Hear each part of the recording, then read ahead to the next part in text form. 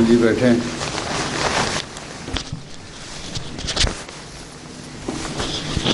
عمران احمد خالد صاحب تلاوت کرو. پورے لڑکے آئے ہیں یہ تھوڑے ہیں آج؟ پورے ہیں. اچھا اچھا چلو پھر. السلام علیکم پیارے حضور. السلام. اعوذ باللہ من الشیطان الرجیم.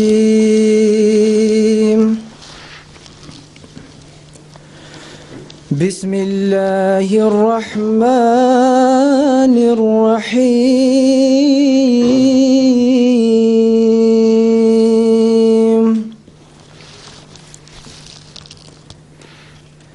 یسبح للہ ما فی السماوات وما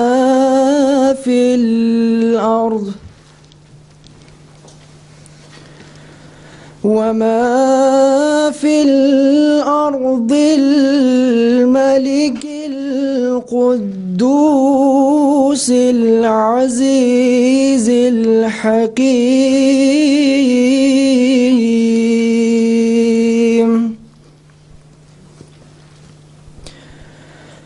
هو الذي بعث في الأميين رسولا منهم يتلو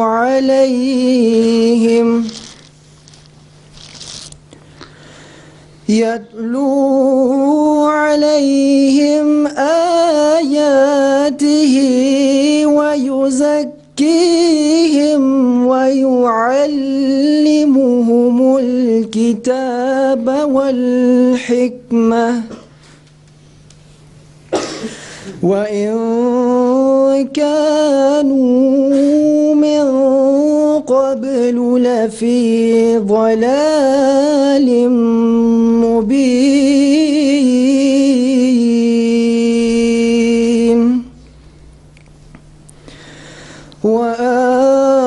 وآخرين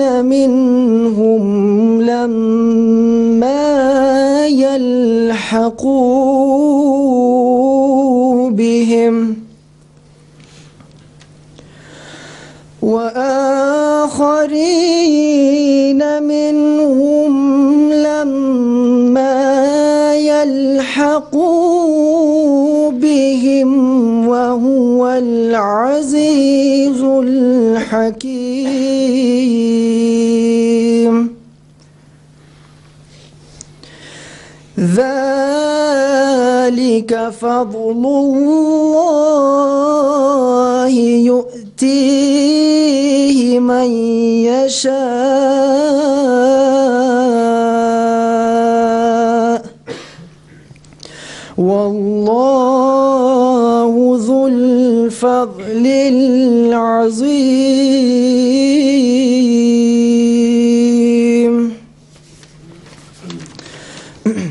سورہ جمعہ آیت 1 تا 5 کا اردو ترجمہ بیان فرمودہ حضرت خلیفۃ المسیح الرابع رحمہ اللہ تعالی پیش خدمت ہے. اللہ کے نام کے ساتھ جو بے انتہا رحم کرنے والا، بن مانگے دینے والا اور بار بار رحم کرنے والا ہے. اللہ ہی کی تسبیح کرتا ہے جو آسمانوں میں ہے اور جو زمین میں ہے. وہ بادشاہ ہے، قدوس ہے، کامل غلبے والا اور صاحب حکمت ہے. وہی ہے جس نے امی لوگوں میں انہی میں سے ایک عظیم رسول مبعوث کیا. وہ ان پر اس کی آیات کی تلاوت کرتا ہے اور انہیں پاک کرتا ہے اور انہیں کتاب کی اور حکمت کی تعلیم دیتا ہے، جبکہ اس سے پہلے وہ یقیناً کھلی کھلی گمراہی میں تھے. اور انہی میں سے دوسروں کی طرف بھی اسے مبعوث کیا ہے جو بھی ان سے نہیں ملے. وہ کامل غلبے والا اور صاحب حکمت ہے. یہ اللہ کا فضل ہے، وہ اس کو جسے چاہتا ہے عطا کرتا ہے اور اللہ بہت بڑے فضل والا ہے. اچھا جی.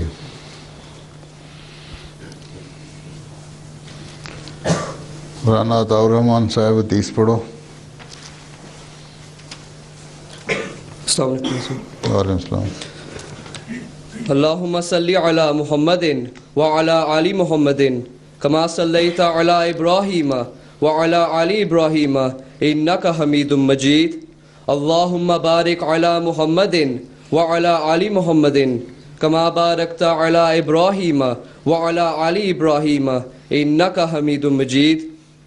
حدیث عن ابی ہریرہ رضی اللہ عنہ قال كنا جلوسا عند النبي صلى الله عليه وسلم إذ نزلت عليه سورة الجمعة فلما قرأ وآخرين منهم لما يلحقوا بهم قال رجل من هؤلاء يا رسول الله فلم يراجعه النبي صلى الله عليه وسلم حتى سأله مرة أو مرتين أو ثلاثا قال وفينا سلمان الفارسي قال فوضع النبي صلى الله عليه وسلم يده على سلمان ثم قال لو كان الإيمان عند الثريا لناله رجال من هؤلاء.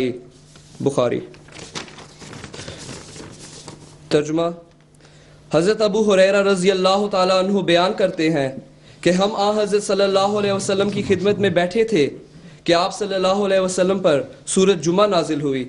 جب آپ صلی اللہ علیہ وسلم میں اس کی آیت وآخرین منہم لما یلحقوا بہم پڑھی، جس کے معنی یہ ہے کہ کچھ بعد میں آنے والے لوگ بھی ان صحابہ میں شامل ہوں گے جو ابھی ان کے ساتھ نہیں ملے.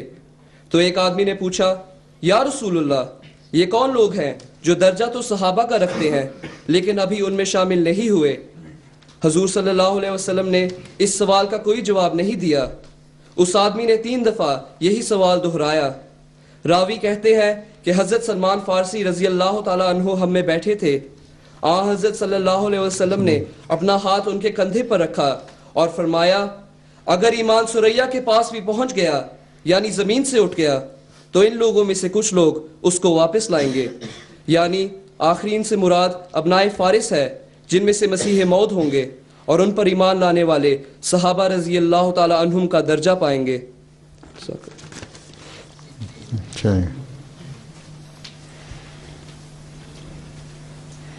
جی طلحہ احمد صاحب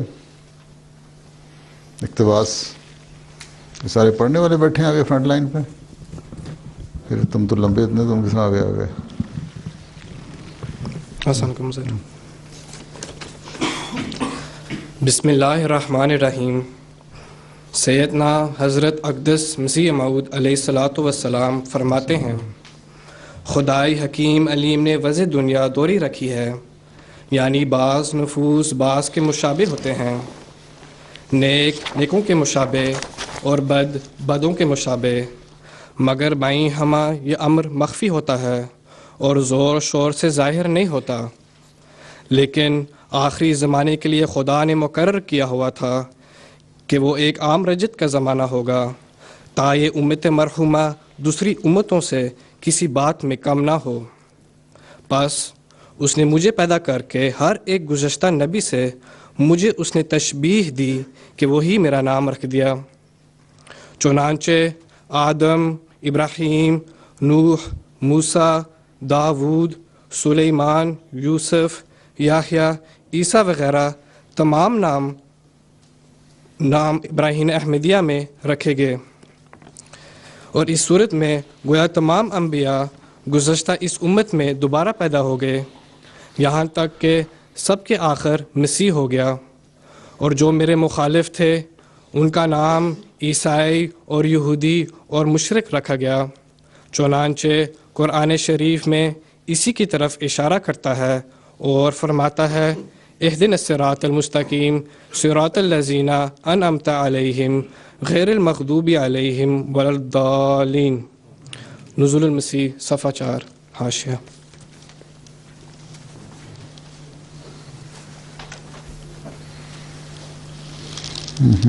نظم پڑھو. اس کی سمجھ کس کس کو آئی ہے اقتباس کی؟ ہاں مولوی نصیر صاحب، تم کو جامعہ پڑھتے پڑھتے مولوی ہو گئے ہو. السلام علیکم سر.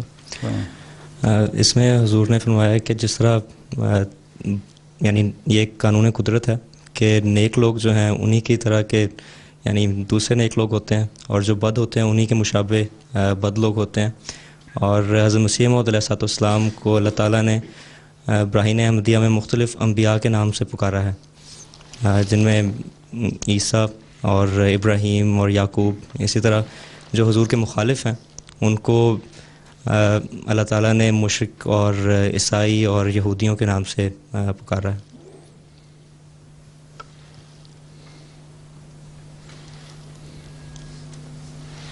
اچھا، مشابہت ہوتی ہے بدوں کی بدوں سے اور بروں کی بروں سے ہیں، لیکن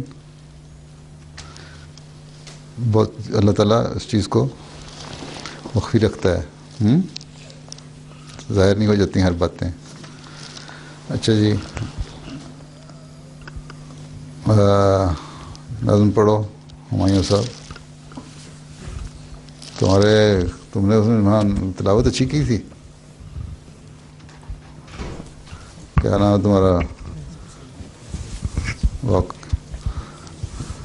منصور. ہاں، منصور. اگلا کیا نام لگتا ہے تمہارے؟ منصور کلارک. ہاں جی. ہاں اچھا، تلاوت اچھی کرنے لگے ہیں بعض لڑکے. مولوی صاحب نے بھی اچھی تلاوت کی آج. کلام حضرت اقدس مسیح موعود علیہ السلام.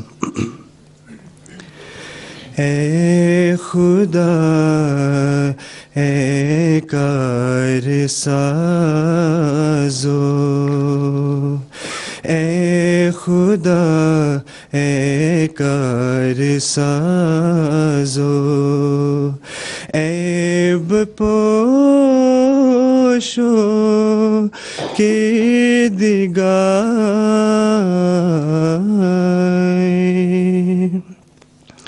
اے میرے پیارے میرے محسن میرے پروردگار،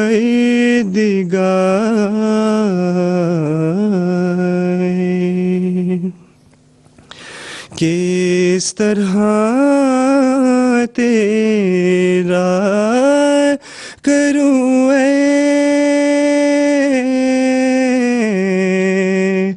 ظلمن شکر و سپاس،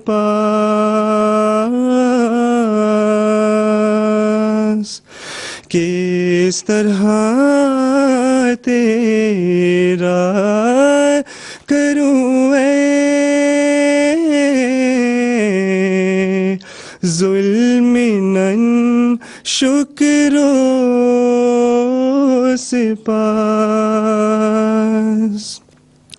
وہ زباں لاؤں کہاں سے جس سے ہو یہ کاروبار،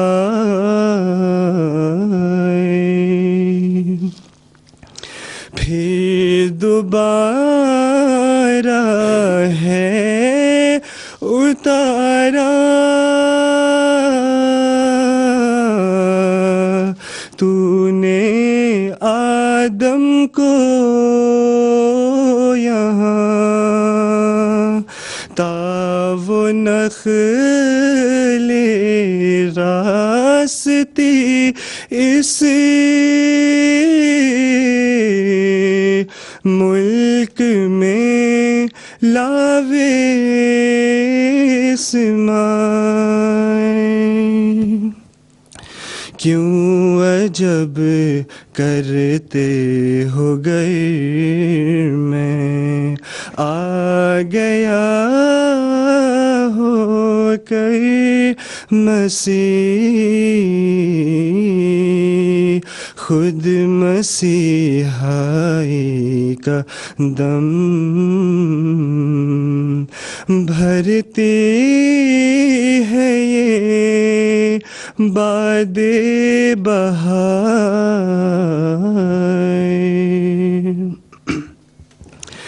میں کبھی آدم کبھی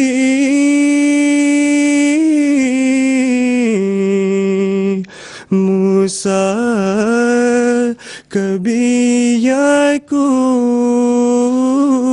ہوں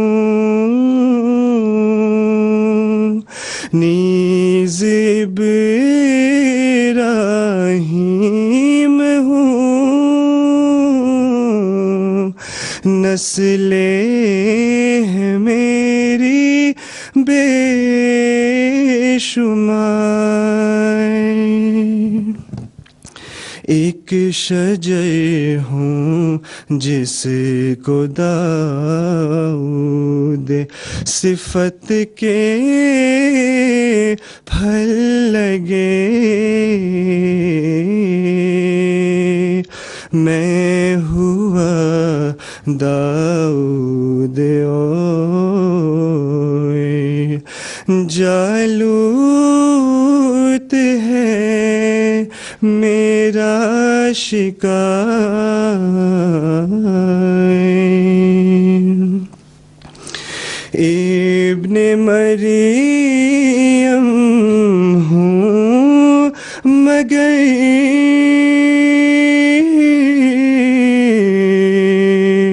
اترا نہیں میں چرخ سے نیز مہدی ہوں مگر بے تیغ اور بیکار زار میں وہ پانی ہوں کہ آیا آسماں سے وقت پر میں وہ پانی ہوں کہ آیا آسماں سے وقت پر میں وہ ہوں نور خدا جس سے ہوا دن آشکار اے خدا اے کار سازو عیب پوشو کردگار اے میرے پیارے میرے محسن میرے پروردگار.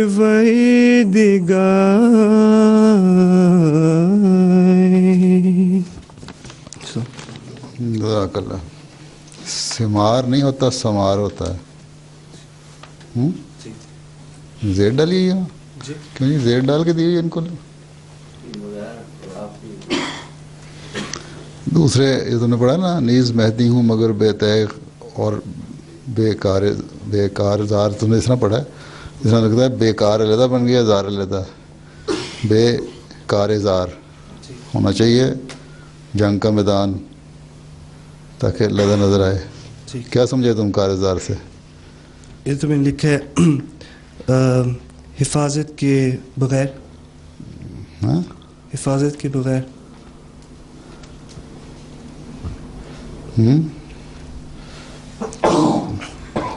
جنگ کا میدان. جنگ کا میدان کہاں لکھا ہے؟ آپ نے بھی فرمایا. نہیں تم نے حفاظت کے بغیر لکھا ہے. وہ میں نے کلاس پہلے کسی سے پوچھا تھا بے کار زار کا مطلب، تو انہوں نے فرمایا تھا کہ حفاظت کے بغیر سے کیا ہوا. مہدی تو خونی مہدی کہتے ہیں نا، آئے گا جنگ کرے گا اور پتہ نہیں تلوار سے قتل و غارت کر دے گا. اس کا رد کیا ہوا نا یہاں. جی جی خنزیر کو قتل کرنا شروع کرے گا، ہاں جی سو اس کے بعد تو بڑی مشکل پڑ جائے گی. اچھا تم نے کار زار علیحدہ لکھا ہوا ہے؟ بے الگ ہے، پھر کارزار علیحدہ ہے نا. جی.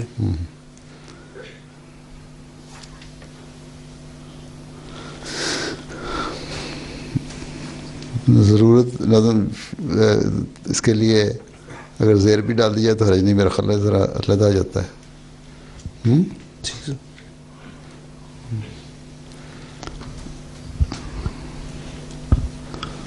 اچھا جی، اس کی اب تشریح کرو، مجھے بتاؤ سارے کون سا وضاحت کرنے والا نظم جو اتنی پڑھی ہے. ثالثہ والوں کو تو پتہ ہونا چاہیے، اب اردو اتنی آ گئی ہوگی. حضرت مسیم علیہ السلام نے ان اشعار میں اپنے مقام کے بارے میں فرمایا کہ میرے وجود میں تمام انبیاء کے. تم پہلے وہ نظم لو اپنے ہاتھ میں اور پھر مجھے ایکسپلین کرو. اے خدا اے کار سازو اے پوش و کردگار. ہر شعر کا اس کو بس خلاصہ بیان کرتے رہو ہر شعر کے حساب سے. ٹھیک ہے. شروع میں حضور اللہ تعالیٰ کی حمد و ثنا سے شروع کرتے ہیں اور پھر فرماتے ہیں کہ تو نے پھر آدم کو یہاں اتار دیا ہے تا وہ نخل راستے یعنی سچائی کا درخت پھر اپنے پھل لائے، یعنی تاکہ پھر نیک لوگ پیدا ہوں میری صحبت میں رہ کر.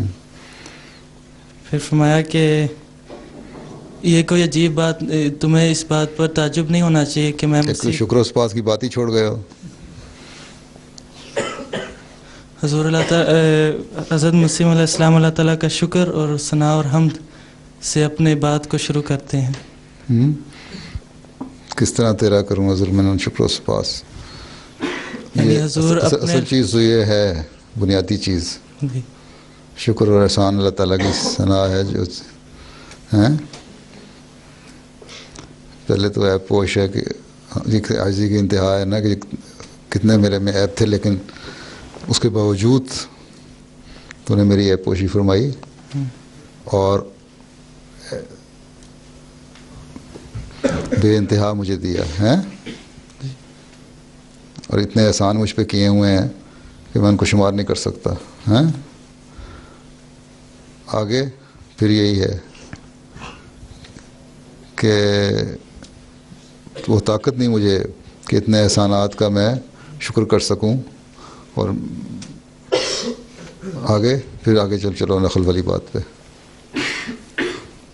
پھر حضور فرماتے ہیں کہ یہ جو باد بہار ہے یعنی اس زمانے کی روئی ایسی ہے کہ وہ ایک مسیح کی ضرورت کو پکار رہی ہے، اور میں جب آ گیا ہوں تو پھر تعجب نہیں ہونا چاہیے آپ لوگوں کو، کیونکہ ضرورت زمانہ اس بات کی تقاضا کرتی ہے کہ میں آتا اور اصلاح کیوں جب کرتے ہو گھر میں آ گیا ہو کر مسیح، خود مسیحائی قدم بھرتی ہے یہ باد بہار ہیں. بہار میں کیا ہوتا ہے؟ بہار میں ایک مزیدار ہوا آتی ہے، بہار آتی ہے، ہوتی ہے، پھول پودے نکلتے ہیں، بادل برستے ہیں، اس میں پھل لگنے چاہیے نا. ایک ایسی ہوا اور فضا پیدا ہونی چاہیے جو دلوں کو تسکین کا باعث بنے. تو جب یہ بہار آ گئی تو ظاہر ہے کہ وہ موسم بھی آنا چاہیے تھا، اور وہ بارشیں بھی ہونی چاہیے تھی، اللہ تعالیٰ کے فضل بھی ہونے چاہیے تھے، پھل بھی لگنے چاہیے تھے. اس کا ایک عربی شعر میں اور فارسی میں ایک مصرے میں دو اکٹھے کیے ہیں ایک جگہ، کسی کو یاد ہے اسی مضمون کا؟ ایک عربی مصرع ایک فارسی. ہاں آخری ایک ہے، نہیں آگے چلے جائے گا، تم اپنے پاس رہنے تو دوسرا ہلاؤ. حضور وہ شریعوں ہے اسمعوا صوت السما جال مسیح نیز بشنو الزمی آمد امام کار مگار. ہاں کمال کر دیا تم نے. چلو دے دو اس کو واپس. تم کس کلاس میں ہو؟ بتا دو کس کلاس میں دوسرا مائکرو فون دے دو نا اس کو, ایک لے کے بیٹھ گیا اپنے پاس. یہ میں سالسہ میں ہیں سالسہ میں. اچھا چلو آگے بتاؤ.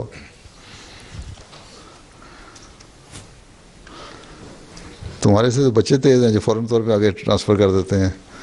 ہیں تم لوگ سوچتے رہتے ہو کہ ہاتھ میں پکڑا ہوا اس کو پکڑا رکھوں یا دے دوں کسی کو. لگتا ہے کنجوسی غالب آ جاتی ہے. آگے حضرت مسیح علیہ السلام اگلے شعر میں فرماتے ہیں کہ مجھ میں پھر وہ نام بھی لیا انبیاء علیہ السلام کے, حضرت آدم علیہ السلام, حضرت موسیٰ علیہ السلام, حضرت یعقوب علیہ السلام, اور جس طرح سے حضرت ابراہیم علیہ السلام کی نسلیں بے شمار ہوئی تھیں, اسی طرح اللہ تعالیٰ نے مجھے بھی ایسی اولاد دی تھی جن کی پہلے بشارت تھی کہ وہ پھر مطلب یہ کہ ساری صفات جو ہیں انبیاء کی وہ میرے میں جمع ہو گئی ہیں پرانے انبیاء کی. ہاں جی. آگے پھر فرمایا کہ میں ایک ایسا درخت ہوں جس پر داؤدی صفت کے پھل لگے, یعنی جس طرح حضرت داؤد علیہ السلام ایک شان و شوکت والے بادشاہ تھے, اللہ تعالیٰ نے مجھے بھی شان و شوکت دی اپنے مقام میں مرتبے میں. اور جالوت میرا شکار ہوگا. جالوت یعنی شیطانی فوجیں وہ میرے شکار. آگے پھر فرمایا کہ میں ابن مریم علیہ السلام بھی ہوں, مگر میں آسمان سے, جس طرح کہ آپ لوگوں کا خیال ہے اترنا تھا, میں آسمان سے نہیں اترا. اور اسی طرح میں مہدی علیہ السلام بھی ہوں, جس کے بارے میں لوگ سمجھتے تھے کہ وہ خون خرابہ کرے گا, لیکن میں نہ کوئی تلوار لے کے آیا ہوں, جنگ کا میدان گرم کرنا اور نہ ہی کوئی جنگ کا میدان شروع کرنا. پھر فرمایا کہ یہ وقت کیونکہ ضرورت تھی اس وقت, اس لیے اللہ تعالیٰ نے مجھے پانی کے طور پر بسایا, یعنی میں وہ پانی ہوں کیا آیا آسمان سے وقت پر, اور پھر میں وہ آسمان کا نور ہوں جس کے ذریعے سے روحانی دن پھر آشکار ہوگا, روشن ہو جائے گا. جی اچھا چلو کچھ نہ کچھ آنے لگ گیا تم لوگوں کو. اچھا ہاں جی, معود اقوام عالم مرزا مجیب احمد صاحب, یہ اتنا بڑا مضمون پڑھنا تم نے؟ جی ہاں جی سر, پڑھتے چلے جاؤ گے. جی اچھا چلو پڑھو پھر. بسم اللہ الرحمن آج الرحیم. وہاں گھڑی نہیں لگائی ہوئی, بھول گئے ہیں؟ کوئی نیا ٹیم تھی سیٹ اپ کرنے والی ہیں؟ چلو. معود اقوام عالم, جب لمبی خوشحالی کے بعد برسات کا موسم آ جائے اور پھر بھی بارش نہ ہو تو آسمان سے اترنے والے پانی کی ضرورت کو سمجھنے والوں میں اس کا انتظار اور بھی شدت پکڑ جاتا ہے. تمام خلقت کی نظریں آسمان کی طرف لگ جاتی ہیں. ہر کوئی گرمی کی شدت کو دیکھتے ہوئے اپنے اپنے خیالات کے مطابق اندازے لگاتا ہے کہ اتنے دنوں کے اندر اندر بارش ہوگی. اسی طرح سے تقریباً 150 سال قبل مذاہب کی دنیا میں بھی سینکڑوں سال کی خوشحالی کے بعد عجیب و غریب بیداری کے آثار پیدا ہوئے. ہر مذہب ایک عالمگیر ربانی مسلک کے انتظار میں تھا. وہ کون ہوگا اور اس کا ظہور کہاں ہوگا, یہ سوال زبان زد عام تھا. ایک طرف اگر یہود حضرت ایلیا اور مسیح کے انتظار میں سرگرداں تھے تو دوسری طرف مسلمان اور عیسائی دونوں ہی منتظر تھے کہ مسیح کا ظہور ان میں ہوگا. اگر ہندو سرگرمی سے حضرت کرشن کی راہ تک رہے تھے تو بدھ مت کے پیروکار حضرت بدھ علیہ السلام کے دوبارہ ظہور کا بے چینی سے انتظار کر رہے تھے. الغرض تمام بڑے مذاہب ایک عظیم الشان روحانی وجود کے ظہور کی خبر دے رہے تھے جس نے بنی نوع انسان کے لیے امید کے ایک نئے دور کا آغاز کرنا تھا اور انہیں ایک آسمانی جھنڈے تلے جمع کر دینا تھا. خاکسار آج اپنی ان گزارشات کے پہلے حصے میں دنیا کے بعض بڑے مذاہب میں سے انہی کے صحیفوں میں موجود اس عظیم الشان معود کے بارے میں چند پیشگوئیوں کا ذکر کرے گا. ہندو مت جو کہ دنیا کے قدیم ترین مذاہب میں سے ہے اور عیسائیت اور اسلام کے بعد دنیا کا تیسرا بڑا مذہب ہے, اس میں شری کرشن جی مہاراج کی آمد ثانی کا بڑا واضح تصور ملتا ہے اور آپ کی آمد ثانی کو کلنکی اوتار کی آمد کی صورت میں پیش کیا جاتا ہے. پیش گوئی کے الفاظ یہ ہیں: سو ہے راجا جب کل جگ کے اخیر میں بہت سے پاپ ہوتے رہیں گے تو نارائن جی خود دھرم کی رکشا کی خاطر سمل دیش میں کلنکی اوتار دھارن کریں گے. ایک اور پیش گوئی کے الفاظ کچھ یوں ہیں: جب کبھی دھرم کا ناش ہونے لگتا ہے اور ادھرم کی زیادتی ہونے لگتی ہے تب میں اوتار دھارن کیا کرتا ہوں. نیکوں کی حفاظت, گنہگاروں کی سرکوبی اور دھرم کی امامت کے لیے میں اوتار لیا کرتا ہوں. اسی طرح پارسی مذہب کی تاریخ کا جائزہ لیا جائے جس کی بنیاد خدا کے ایک بزرگ نبی حضرت زرتشت علیہ السلام نے 6 صدی قبل مسیح میں رکھی تھی، ان کے صحیفوں میں بھی ایک عالمگیر موت کی پیشگوئی ملتی ہے۔ یہ ایک لمبی پیشگوئی ہے جس کا پہلا حصہ حضرت نبی کریم صلی اللہ علیہ وسلم کے ظہور سے تعلق رکھتا ہے، اور پھر دوسرے حصے میں ایک موعود آخر الزمان کی پیشگوئی ہے۔ اصل عبارت تو فارسی میں ہے لیکن اس کا ترجمہ کچھ یوں ہے: پھر ایک عرصے بعد ان کی آپس میں خانہ جنگی شروع ہوگی اور خاک پرستی شروع کر دیں گے، اور روز بروز ان میں دشمنی اور جدائی پڑتی چلی جائے گی، بس تمہیں اس سے فائدہ پہنچے گا، اور اگر زمانے میں سے ایک روز بھی باقی ہوگا تو کسی کو تیرے فرزندوں میں سے کھڑا کروں گا، یعنی فارسی الاصل لوگوں میں سے، جو تیری عزت و آبرو کو قائم کریں گا، اور پیغمبری اور سرداری تیرے فرزندوں سے نہیں اٹھاؤں گا۔ اسی طرح بدھ مت، جو کہ دنیا کے بڑے مذاہب میں سے ایک ہے اور حضرت مسیح علیہ السلام سے تقریباً 500 سال قبل اس کا آغاز حضرت مہاتما بدھ علیہ السلام کے ذریعے ہوا، اس میں بھی ایک موعود کی آمد کی پیشگوئی ملتی ہے۔ اس کے الفاظ کچھ یوں ہیں: بدھ کی وفات سے کچھ عرصہ قبل ان کے شاگرد آنند نے مبارک بدھ سے کہا، جب تو چلا جائے گا ہم کو کون تعلیم دے گا؟ مبارک بدھ نے جواب دیا، صرف میں ہی اکیلا بدھ نہیں ہوں جو دنیا میں آیا ہوں، اور میں آخری بھی نہیں ہوں گا۔ میں تم کو سچائی سکھلانے کو آیا تھا اور سچائی کی اشاعت ہو گئی، اور تب تھوڑے دنوں کے واسطے بھرم کے بادل روشنی کو دھندلی کر دیں گے، اور مناسب وقت میں دوسرا بدھ پیدا ہوگا اور وہ تم پر اس سچائی کا اظہار کرے گا جس کی میں نے تعلیم دی ہے۔ آنند نے پوچھا، ہم اس کو کس طرح پہچانیں گے؟ مبارک بدھ نے کہا، میرے بعد جو بدھ آوے گا میتریا کے نام سے مشہور ہوگا، یعنی وہ جس کا نام خود مہربان ہوگا۔ اسی طرح اگر یہود کی طرف ہم نظر ڈالیں تو وہ بھی مدتوں سے ایلیا اور مسیح کی آمد کے منتظر نظر آتے ہیں، اور ہزاروں سال سے دیوار گریہ سے اپنا سر ٹکراتے اور ان کی جلد آمد کی التجائیں کرتے چلے آ رہے ہیں۔ آخری موعود منجی کے بارے میں دانیال نبی کی کتاب میں ملنے والی پیشگوئی کچھ یوں ہے: اے دانیال، تو اپنی راہ لے، کیونکہ یہ باتیں آخری وقت تک بند و سر بمہر رہیں گی، اور بہت لوگ پاک کیے جائیں گے اور صاف و براق ہوں گے، لیکن شریر شرارت کرتے رہیں گے، اور شریروں میں سے کوئی نہ سمجھے گا، پر دانشور سمجھیں گے، اور جس وقت سے دائمی قربانی موقوف کی جائے گی اور وہ جاننے والی مکروہ چیز نصب کی جائے گی، 1290 دن ہوں گے۔ مبارک ہے وہ جو 1335 روز تک انتظار کرتا ہے۔ یہ ہمیں یاد رکھنا چاہیے کہ یہاں دن سے مراد سال ہے۔ یہودیت کے بعد عیسائیت میں تو مسیح ناصری کے دوبارہ آنے کا عقیدہ بڑے واضح طور پر پایا جاتا ہے، اور آمد ثانی کے زمانے کی تعین بھی بڑے واضح علامتوں کے ساتھ کر دی گئی ہے۔ لکھا ہے، اور فوراً ان دنوں کی مصیبت کے بعد سورج تاریک ہو جائے گا اور چاند اپنی روشنی نہ دے گا، اور ستارے آسمان سے گریں گے اور آسمانوں کی قوتیں ہلائی جائیں گی، اور اس وقت ابن آدم کا نشان آسمان پر دکھائی دے گا، اور اس وقت زمین کی ساری قومیں چھاتی پیٹیں گی اور ابن آدم کو بڑی قوت اور جلال کے ساتھ آسمان کے بادلوں سے آتے دیکھے گی۔ ان تمام پیشگوئیوں سے جو کہ ابھی میں نے پیش کی ہیں، ظاہر ہے کہ سب قوموں کا اس پر اتفاق ہے کہ اللہ تعالیٰ کی طرف سے ایک آخری زمانے میں ایک شخص مبعوث ہوگا، اور دنیا میں جس قدر جرم و ظلم ہوگا اس کی جگہ وہ عدل و انصاف کو قائم کرے گا، اور وہ نسل انسانی کے نجات دہندہ کے طور پر ظاہر ہوگا۔ تاہم ان تمام پیشگوئیوں کی موجودگی میں اس موعود وجود کی تعین ایک مشکل مسئلہ نظر آتی ہے، یعنی یہ کہ کیا آنے والا ایک ہی وجود ہوگا یا بیک وقت مختلف وجود۔ مذاہب کی اس کشمکش کے دور میں ایک گمنام بستی سے حضرت مرزا غلام احمد قادیانی علیہ السلام کی پرشوکت آواز بلند ہوئی۔ آپ علیہ السلام نے دنیا کے سامنے اس عقدے کا ناقابل تردید حل پیش فرمایا کہ اتنے سارے مسلمین کا بیک وقت ظہور صرف استعارے کے رنگ میں ہو سکتا ہے، نہ کہ ظاہری طور پر۔ چنانچہ آپ علیہ السلام کا بانی نے یہی دعویٰ تھا کہ امام مہدی، عیسیٰ، بدھ، کرشن اور باقی تمام مسلمین جن کا انتظار کیا جا رہا تھا، ان کے دوبارہ ظہور کا وعدہ آپ کے وجود میں پورا ہوا ہے۔ حضرت مسیح موعود علیہ الصلوۃ والسلام نے انتہائی پرشوکت الفاظ میں ان تمام پیشگوئیوں کا اپنے ہی وجود میں پورے ہونے کا دعویٰ فرمایا۔ چنانچہ آپ فرماتے ہیں، میں ان گناہوں کے لیے جن سے زمین پر ہو گئی ہے، جیسا کہ مسیح ابن مریم کے رنگ میں ہوں، ایسا ہی میں راجا کرشن کے رنگ میں بھی ہوں، جو ہندو مذہب کے تمام اوتاروں میں سے ایک بڑا اوتار تھا۔ یا یوں کہنا چاہیے کہ روحانی حقیقت کی روح سے میں وہی ہوں۔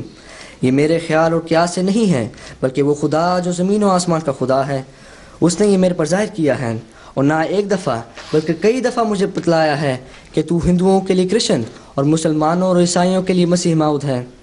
اسی طرح حضور مزید فرماتے ہیں، خدا تعالیٰ نے کشفی حالت میں بارہا مجھے اس بات پر اطلاع دی ہے کہ آریہ قوم میں کرشن نام جو ایک شخص گزرا ہے وہ برگزیدوں اور اپنے وقت کے نبیوں میں سے تھا، اور ہندوؤں میں اوتار کا لفظ در حقیقت نبی کے ہم معنی ہیں، اور ہندوؤں کی کتابوں میں ایک پیشگوئی ہے، اور وہ یہ کہ آخری زمانے میں ایک اوتار آئے گا جو کرشن کے صفات پر ہوگا اور اس کا بروز ہوگا، اور میرے پر ظاہر کیا گیا ہے کہ وہ میں ہوں۔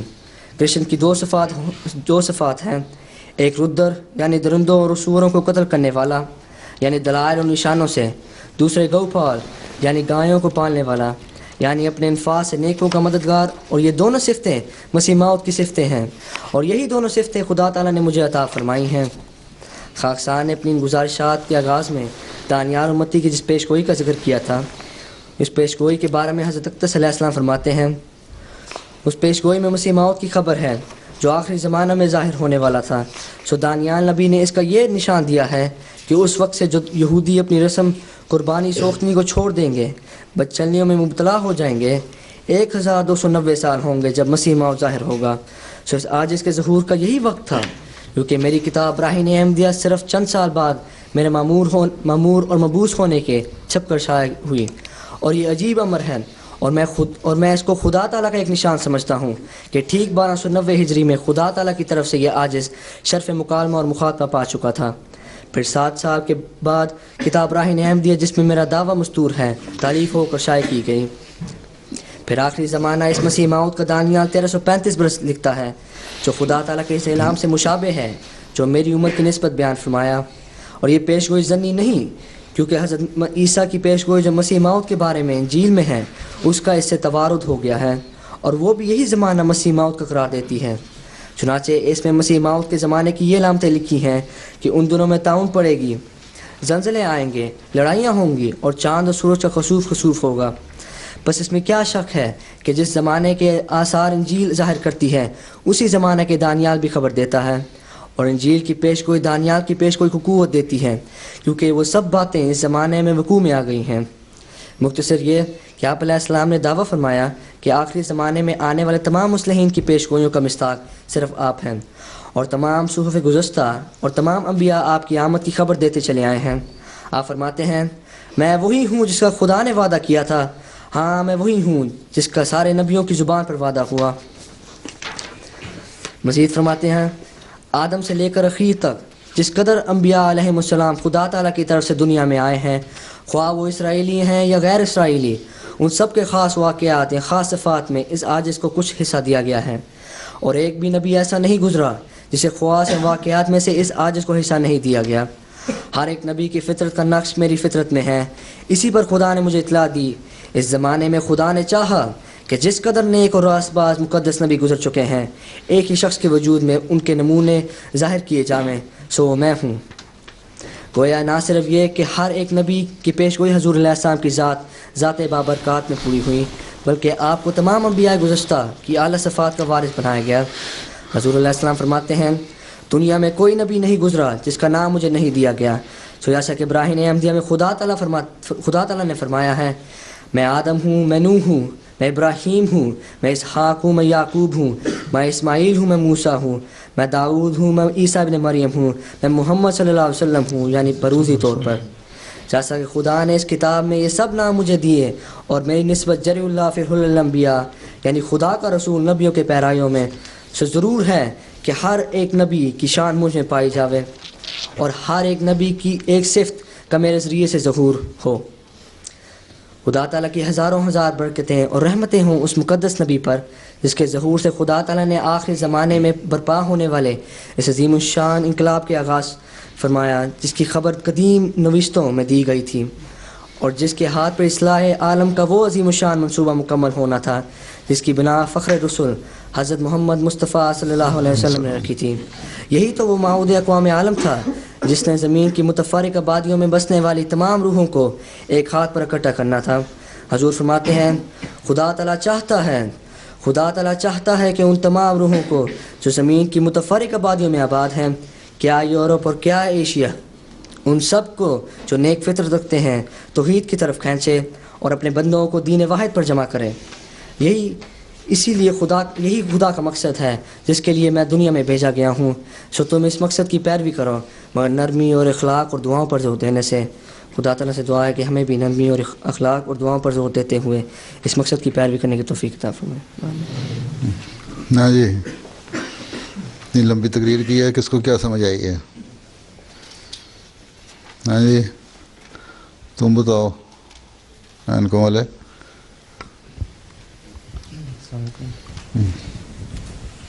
حضور اس تقریر کا خلاصہ یہ ہے کہ گزشتہ تمام دینوں انبیاء نے اور ادیان میں ایک آنے والے موعود کی پیشگوئی کی گئی تھی، اور وہ اس رنگ میں کی گئی تھی کہ وہ جو سے بانی تھے ان دینوں کے وہ اپنا ہی آنا پھر سے بطور پیشگوئی کہ انہوں نے بتلایا تھا. تو اب سارے تو نہیں آ سکتے، تو حضرت مسیح علیہ السلام کے وجود کے ذریعے سے وہ تمام پیشگوئیاں، وہ تمام موعود وجود آپ ہی میں جمع ہو کر پھر سے آئے ہیں. اور حضرت مسیح علیہ السلام میں وہ تمام گزشتہ انبیاء کے خواص اور ان کے واقعات میں سے کچھ حصے آپ میں پائے جاتے ہیں. اس طرح سے آپ جلی اللہ فی اول الانبیاء ہیں، یعنی تمام انبیاء کا نقش آپ میں ہے، یہاں تک کہ رسول کی صلی اللہ علیہ وسلم بھی آپ بروزی طور پر ہیں. وہ تو خیر ہو گیا نا. تو قرآن شریف کی آیت جو پڑھی ہے، تلاوت کری ہے، جو آیات پڑھی ہیں جی اس میں بھی آ گیا نا سورہ جمعہ کی. جی ہاں جی بالکل. نیز وہ مثلا حضرت بدھ علیہ السلام کی پیشگوئی کا ذکر تھا اس میں، اور مائتریہ کے نام سے آپ نے پکارا تھا آنے والوں کو. اچھا یہ جو ہے ذکر کیا انسان نے رودر اور گوپال کا، ہاں جی کوئی الہام بھی ہے اس بارے میں؟ ہاں جی یکسر میں اسی الفاظ کے ساتھ. اچھا ہاں وہ پچھلے والے کو دینا. جی حضور الہام یہ ہے کہ ایک کرشن رودر گوپال تیری مہما گیتا میں لکھی ہے.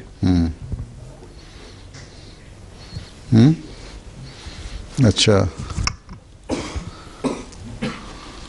ہاں جی. اور جری اللہ فی حلول الانبیاء جو ہے وہ بھی الہام ہے. ہاں جی اللہ تعالیٰ نے حضرت صلی اللہ علیہ وسلم فرمایا تھا.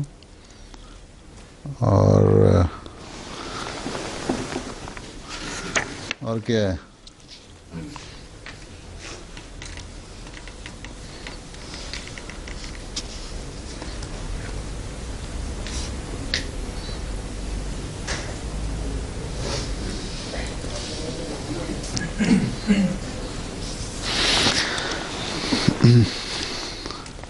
یہ جو ہے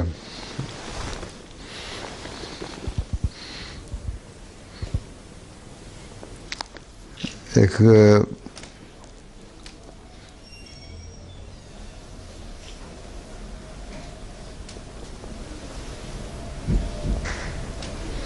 یہ جو لکھا ہوا یہاں متی کی کو کوٹ کیا ہوا حوالہ کہ فوراً ان دنوں کی مصیبت کے بعد سورج تاریک ہو جائے گا اور چاند اپنی روشنی نہ دے گا اور ستارے آسمان سے گریں گے اور آسمانوں کی قوتیں ہلائی جائیں گی، اور اس وقت ابن آدم کا نشان آسمان پر دکھائی دے گا. اس وقت زمین کی ساری قومیں چھاتی پیٹیں گی اور ابن آدم کو بڑی قوت اور جلال کے ساتھ آسمان کے بادلوں سے آتے دیکھیں گی. اس میں کئی اشارے ہیں آنے والے موت کے لیے بطور پیشگوئی کے. مثلا سورج اور چاند گرہن کا جو رسول سر میں بھی فرمایا ہوا ہے، پیشگوئی کی ہوئی ہے، وہ اس وقت واقع ہوگا. وہ ستارے کثرت سے گریں گے، یہ بھی حضرت صاحب کی زندگی میں ہوا تھا، تو غالباً 1885 میں. ویسے بھی شہاب ثاقب جو ہوتے ہیں وہ ہاں جی ٹوٹتے ہیں، بعض واقعات ہونے ہوتے ہیں تو زیادہ تیزی سے گرنا شروع ہو جاتے ہیں، ویسے تو گرتے رہتے ہیں.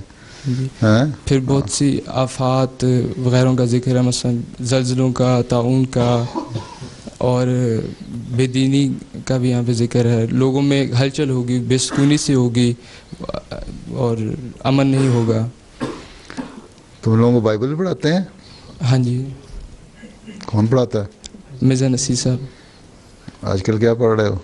کچھ سلیکٹڈ ہیں سارے چارے؟ ہم متی کی کیا سلیبس ہے؟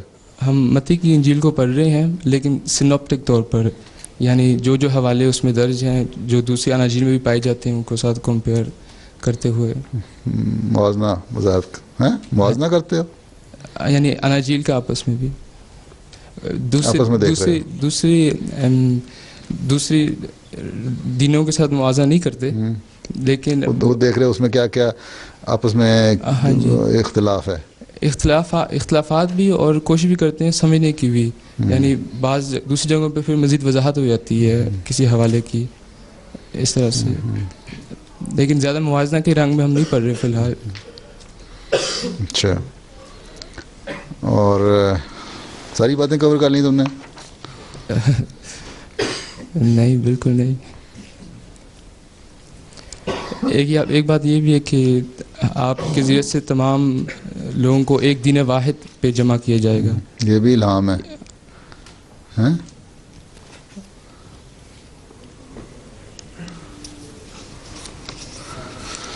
الہام ہے نا یہ بھی کہ نہیں؟ میرے ذہن میں نہیں ہے. تمام مسلمانوں کو جمع کرو اللہ کل اللہ دین واحد. ہاں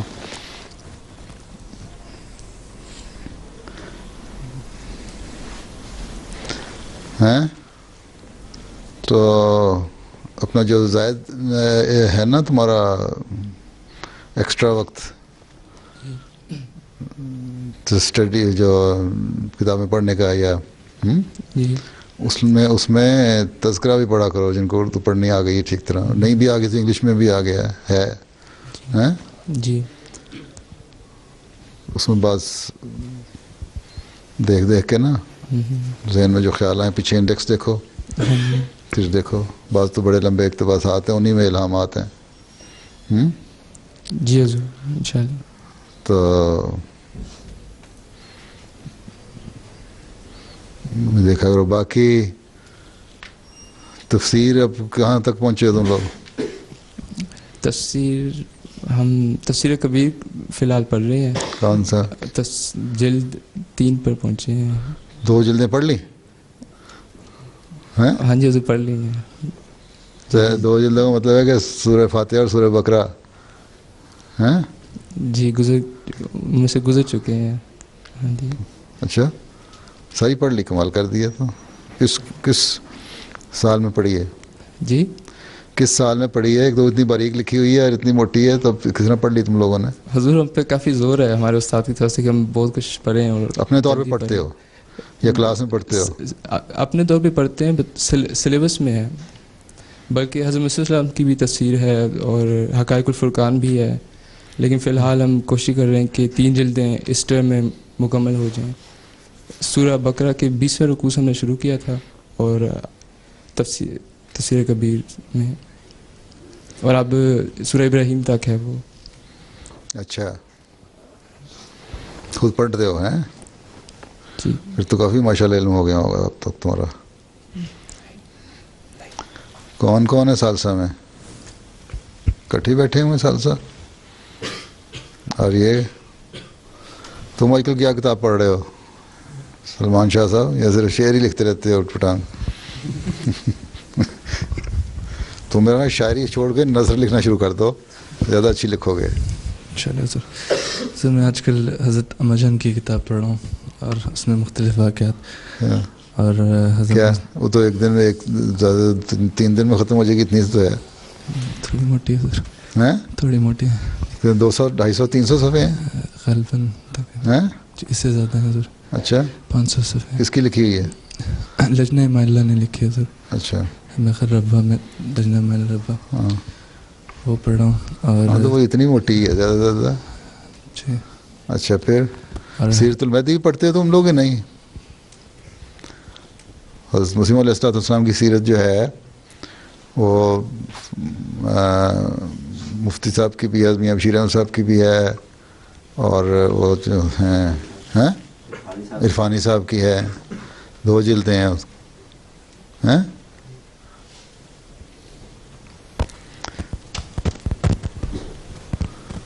تو وہ بھی تھوڑا جو ایکسٹرا ہے نا ایک اسٹڈی اس میں وہ چیزیں پڑھو. اور تم لوگوں کو جو زائد کیا کہتے ہیں اس کو پڑھنے کے لیے جو دیا جاتا ہے, کہا جاتا ہے جامعہ میں کچھ دیتے ہیں کتاب پڑھنے کے لیے, یہی پڑھتا میں پڑھو. اور صاحب جی سر, کیا پڑھ رہے ہیں آج کل؟ آج کل ہم ہسٹری میں ان کی طرف سے ریکمینڈ ہوئی ہے کوئی جامعہ کی طرف سے؟ جامعہ کی طرف سے سلیبس میں ضرور. کیا سیرت خاتم النبیین پڑھ رہے ہیں ہم. سیرت خاتم النبیین پڑھ رہے ہو؟ جی. اچھا, وہ جو کینیڈا سے لڑکا آیا وہ کہاں ہے؟ ایک اور بھی آیا تھا, ایک اور بھی آیا تھا, نیا نہیں آیا کوئی؟ وہ اگلی ٹرم سے ضرور آئیں گے. ہاں اگلی ٹرم میں آئے گا.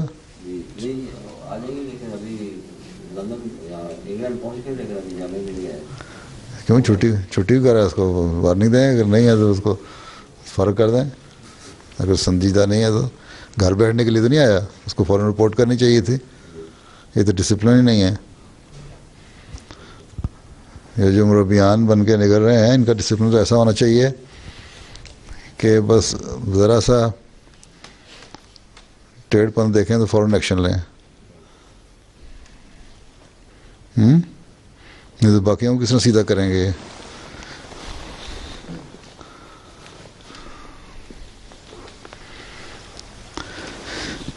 اس کا بھائی یہاں ہے, کون ہے اس کا بھائی؟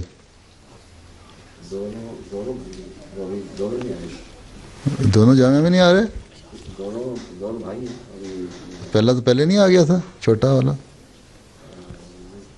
یہ ایک تو یہ ہے نا, یہ پہلے آئے ہوئے دونوں بھائی, یہ اصل جو آپ کے سامنے بیٹھے ہیں اور یہ بھائی پیچھے پشارت, یہ دو کافی عرصے سے آ گئے. نہیں یہ نہیں, یہ تو بیلجیم کے ہیں نا, وہ تو دونوں یہاں کے ہیں رہنے والے.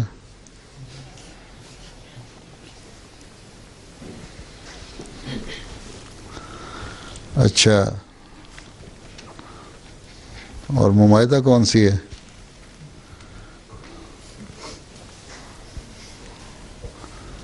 تم لوگوں کو کیا سمجھ آیا اس میں؟ Have you started following some Urdu?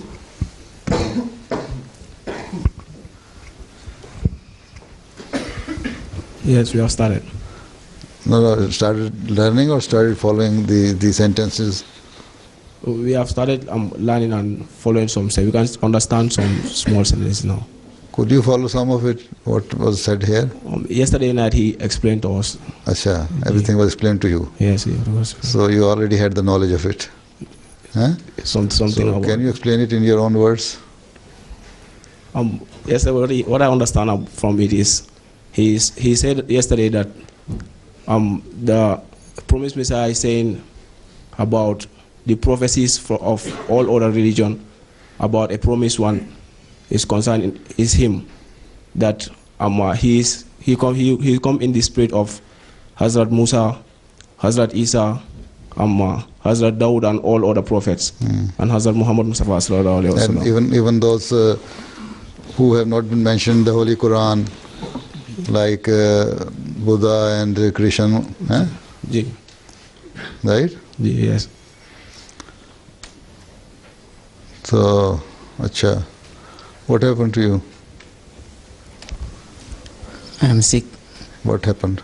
You were sick. I have a back pain. Operation yesterday. You underwent some operation? Yeah. Acha? What was it? I got a lump. Acha, lump. Yeah. Acha. So last time you were having some knee problem. Were you? Knee problem? Who was sitting on the... It was Zafir. No, Zafir was having, yes. Acha. شاہ صاحب, یہ آپ گھڑی اس لیے دکھانے لائے ہیں کہ 1 بج گیا؟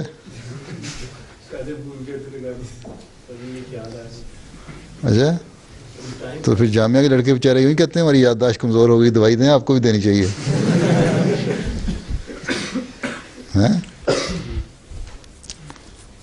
اچھا, اور پھر اس کو تلاش کرتے 20 منٹ لگے, کیونکہ میں نے کو آدھا گھنٹہ پہلے کہا تھا. اچھا خیر, اور ایک تو بچ گیا اب,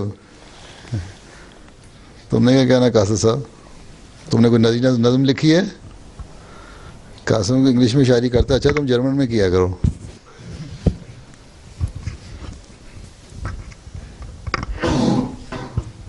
حضور میں نے آپ کو ایک نئی دی تھی ملاقات میں.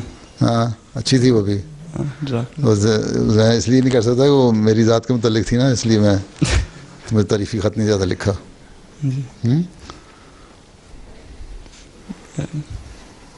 ضرور ایک سوال تھا، اگر 1 منٹ میں ہو کے ادا ہو سکتا ہے سوال تو کر لو. میں نے پوچھنا تھا کہ جس طرح ہم جانتے ہیں کہ بنگلہ دیش، پاکستان میں وغیرہ ایسے ممالک میں مخالفت اس وجہ سے ہوتی ہے کہ وہ دیکھتے ہیں کہ جماعت احمدیہ کی ترقی ہو رہی ہے. تو میں نے پوچھنا تھا کہ انشاءاللہ جماعت نے تو پھیلنی ہے دنیا میں، تو اس کا یہ مطلب ہے کہ پوری دنیا میں مخالفت ہوگی؟ ہوگی، ہو تو رہی ہے. میں پچھلی دفعہ ذکر نہیں کیا تھا، بلغاریہ میں ہو رہی ہے مخالفت ہیں، اور جو سارے عرب مسلمان ملک ہیں ترکی سمیت، وہاں اس مخالفت کی وجہ سے ہمارے مشن قائم نہیں ہوتے. تو ایک دو صرف نام سامنے آ گئے نا. انڈونیشیا میں، ملیشیا میں بین ہے جماعت، تو صرف بنگلہ دیش پاکستان کا نام لیا ہے. انڈیا میں مسلمانوں کے سارے علاقوں میں مخالفت ہو رہی ہے، جو نوآبائین ہیں ان کو ہٹانے کی کوشش کر رہے ہیں. سری لنکا میں مخالفت ہو رہی ہے، وہاں شہادتیں ہوئیں ہیں. اسی طرح اور جگہوں پہ، بلکہ نیپال وغیرہ میں، چائنا میں بھی جماعت کی مخالفت ہے، خاص طور پر مسلمان علاقوں میں. ایک تو مذہب سے ویسے ان کو نہیں ہے، لیکن مسلمانوں میں بھی کافی پائی جاتی ہے جماعت کے بارے میں. لٹریچر ہمارا وہاں جاتا ہے چائنیز میں بھی. پھر امریکہ وغیرہ میں بھی دیکھ لو، جتنے بھی عیسائی تنظیمیں یا بعض ایسے لوگ ہیں جن کو مذہب دلچسپی ہے، وہاں کے اخباروں میں بھی لکھتے ہیں اور ہمارے لوگوں کو سے بحث بھی کرتے رہتے ہیں. وہاں بھی مخالفت ان لوگوں نے کی ہے، ہر جگہ ہو رہی ہے، عیسائیوں میں بھی ہیں. اسی طرح افریقہ کے بہت سارے ملک ہیں، بعض فرینکوفون ملک جو ہیں، خاص طور پہ گنی کناکری، گنی بساؤ ہیں. ایک زمانے میں گیمبیا میں بھی ہو گئی تھی. یہ جو آئے ہیں 3 لڑکے، بین ہو گئی تھی جماعت میں، بلغین اور ڈاکٹروں ساروں کو جہاں سے چھوڑنا پڑا تھا. تو دنیا میں ہر جگہ مخالفت ہو رہی ہے، تبھی تو جماعت بھی پھیل رہی ہے. جہاں نہیں ہو رہی وہاں بیعتیں کم ہوتی ہیں، جہاں مخالفت ہوتی ہے وہاں بیعتیں زیادہ ہو جاتی ہیں. بلغاریہ میں بہت سخت ہے، وہاں کا جو مفتی ہے وہ گورنمنٹ کا ہے خاص آدمی، اور وہاں یہ ان کا قانون ہے کہ جو مفتی لکھ کے دے دے وہی اسلام ہے. اس کے علاوہ اول تو ان کو پتہ ہی نہیں، جتنے ایسٹرن یورپین ملک ہیں نا اسلام کا، انہوں نے اپنا عرصہ 50 سال تو وہ کمیونزم کے انڈر رہے ہیں، ان کو پتہ ہی نہیں ہے کہ اسلام کیا چیز ہے. ہر ایک نے اپنا انہوں نے اسلام بنایا ہوا ہے. ہاں، تو اس وقت جینا ممکن کیسے ہوگا؟ جینا ممکن کس طرح ہوگا؟ جس طرح آپ جی رہے ہیں. پاکستان میں مخالفت ہے نا، قانون بھی ہے، مخالفت بھی ہے. انڈونیشیا میں مخالفت بھی ہے، قانون تو نہیں ہے لیکن بہرحال کچھ نہ کچھ تلوار لٹکتی رہتی ہے. ملیشیا میں قانون بنا ہوا ہے، لیکن اس کے باوجود وہاں اللہ کے فضل سے بیعتیں بھی ہوتی ہیں اور جی بھی رہے ہیں. اور پاکستان میں مالی قربانیوں میں بھی بہت بڑھ کے ہیں. دوسری ترقی بھی اللہ کے فضل سے ہوتی ہے. تو جی رہے ہیں نا، جیتے تو رہیں گے. کیا جب مخالفت تھی مکہ میں حضرت صلی اللہ علیہ وسلم کی اور صحابہ کو سامنے تکلیفیں دے دے کے شہید کیا جاتا تھا، اس وقت بھی جی رہے تھے نا، اور جماعت پھیل رہی تھی نا، اسلام پھیل رہا تھا نا. حضرت مسلم کے زمانے میں بھی اسی طرح پھیل رہا تھا. تو اب تو اللہ تعالیٰ نے فضل کیا ہوا ہر جگہ، ایک جگہ سے نکلو دوسری جگہ چلے جاؤ. اسی لیے ہجرت کا بھی حکم ہے جہاں ہو سکتی ہے جہاں تک. اب تو خیر قانون ملکوں کے ایسے بن گئے ہیں کہ وہ اس رنگ میں ہجرت تو نہیں ہو سکتی، لیکن پھر بھی اگر چھوٹی موٹی جگہیں بدلی جا سکتی ہیں تو کی جاتی ہیں. تو بلکہ جتنا دبایا جائے، 53 کے فساد ہوئے، جماعت اور ابھر کے نکلی پاکستان میں. 84 کے 74 میں فساد ہوئے، تو پھر جماعت نے بڑی ترقی کی. وہی لوگ جو مالی لحاظ سے کمزور تھے وہ بڑھ گئے، ان کو فائدہ ہو گیا. اور یہاں بہت سارے جو بیٹھے ہوئے ہیں نا، ان کے بڑے جو ہیں ان فسادوں کی وجہ سے نکل کے باہر آئے ہیں.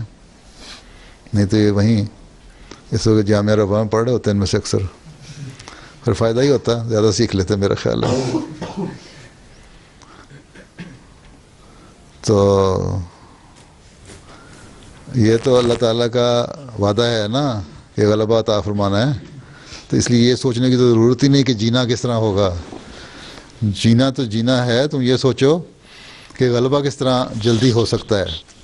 یہ تو بڑی وہ کیا کہتے ہیں مایوس کن باتیں ہیں نا کہ جینا کیا ہوگا، ہمیں مار کوئی نہیں سکتا. یہ ہے کہ ہمارا یہ اب ہم نے سوچنا ہے کہ ہمارا غلبہ کتنی جلدی ہو سکتا ہے اور کیا کیا طریقے اختیار کرنے چاہیے. اور اس میں سب سے بڑا طریقہ یہ کہ اپنی حالتوں کو بدلو اور دعاؤں پہ توجہ دو. باقی یہ لوگ ہمیں ختم نہیں کر سکتے انشاءاللہ تعالیٰ. تو نے میرے کئی دفعہ میں کہہ چکا ہوں اس بارے میں خطبوں میں بھی. حضرت السلام کے بے اختیار اقتباسات ہیں. السلام علیکم.